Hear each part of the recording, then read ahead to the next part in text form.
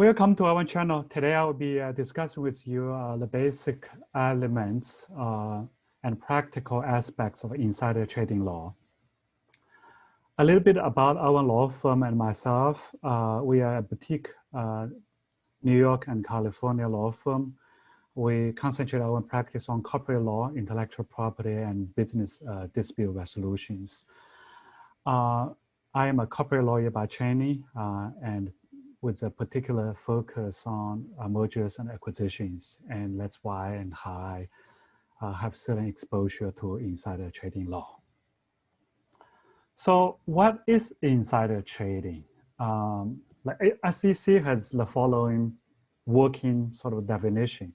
It's the buying or selling of a security in breach of fiduciary duty or other relationship of trust and confidence, while in possession of material non-public information about the security. So insider trading violation may also include tipping such information to other people. And the securities trading by those who misappropriate such information, the tippee, and the tipper as well. So who are the insiders? Technically, narrowly defined, security law treats corporate officers, directors, or other company members, such as 10% of holder of any specific class of shares, who have significant access to privileged information. And those are the sort of a narrow definition. However, it has been expanded to also include advisors to the company. That's why you see all the original definition covers people who have breached their fiduciary duty or other relationship of trust and confidence relative to the information, and the lawful owner of the information, the company. So it will include attorneys, accountants, bankers, and so anybody who would have access to this kind of information. So tipper and tippee, again, a person who receives a tip will become imputed with the same duty as the insider or the corporate lawyer of the company. But to be criminally liable, the tippee must have known, should have known that the information was company property.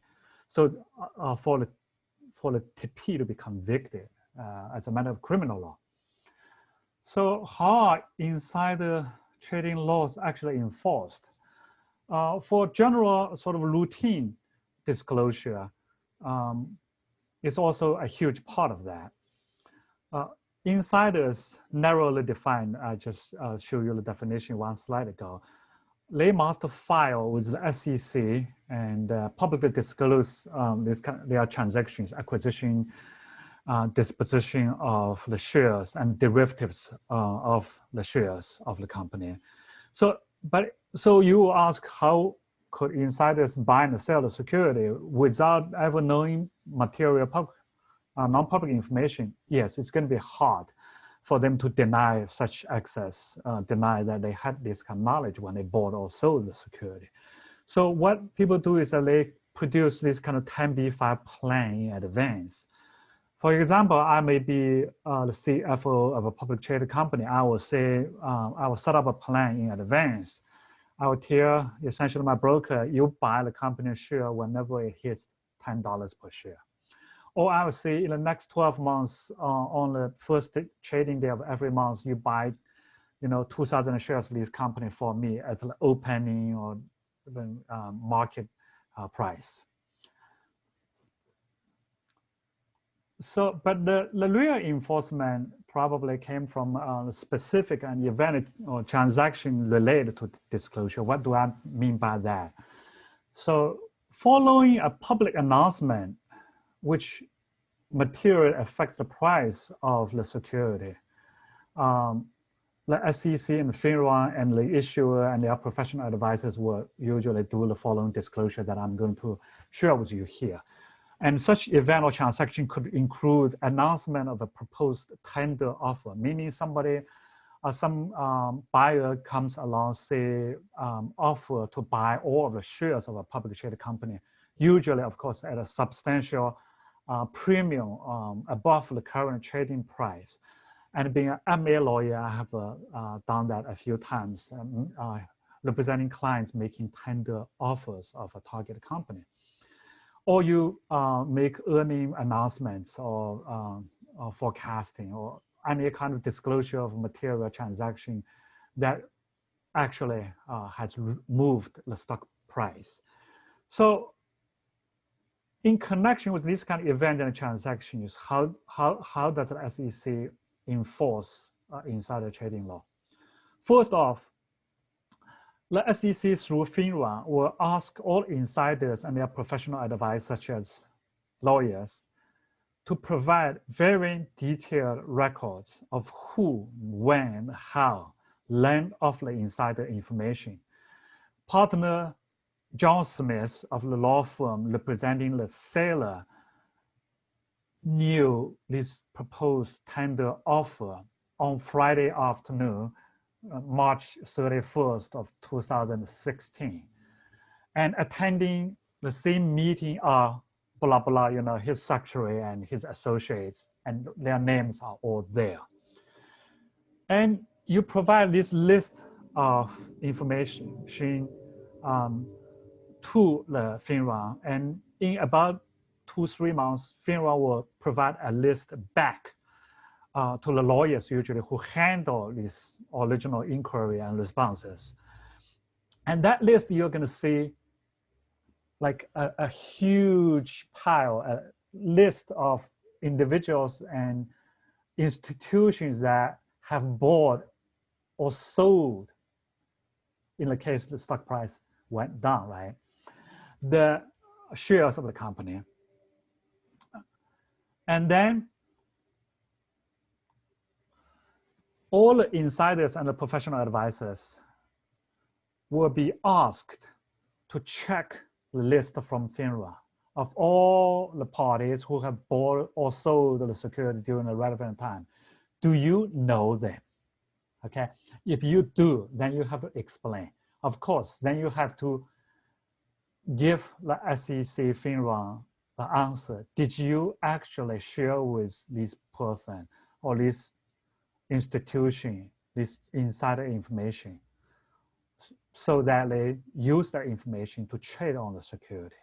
And if no, if you say, no, I don't, but the SEC and FINRA has information contradicting your denial, then you can imagine that they will commence an investigation against you. And if later on they have enough evidences, then they will refer you to the criminal investigation division of the SEC and the prosecutor's office for criminal charges against you. And also remember, the SEC Criminal Investigation Division and the prosecutor, they may not make you aware that you are subject of investigation. They may actually turn people that you work with, people who may be your tippee or your tipper against you. So they may have a plea bargain with them, say, you collaborate with us and we will give you immunity. But in exchange, you have to essentially do the following to further implicate the, the party that has given you the tip or that has received your tip. And the SEC and the prosecutor may use electronic surveillance. And you can imagine a court would be readily granting these kind of requests for surveillance against the people who have lied about their connection to people who have traded the security. And so the compliance tips for everybody is that don't do it. And for any organization, you should have insider trading policy in place, and you should have a clearing process. For example, I know a lot of law firms would have this kind of clearing process. Their lawyers could submit a request, say, I want to trade a stock, I want to buy shares of this company. And then the person who handled this whole thing will go over and figure whether the law firm collectively has any kind of insider information from its work representing all of the companies, right? And then that person, the compliance person, will tell the specific lawyer whether he or she could buy or sell the security without giving him or her any explanation. And so individuals, if you are investigated, you should keep your mouth shut. If you suspect, if you should probably know whether you have done it or not, right?